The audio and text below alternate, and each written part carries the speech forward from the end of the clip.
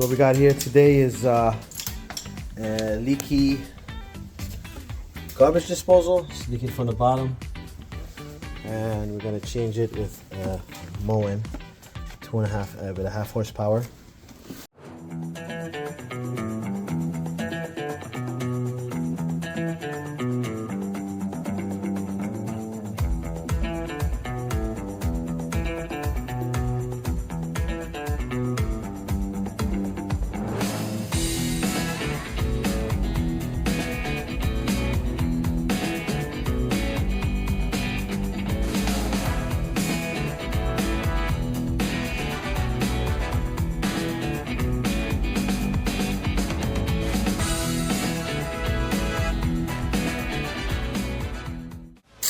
Okay, to test make sure there's no leaks, always fill this up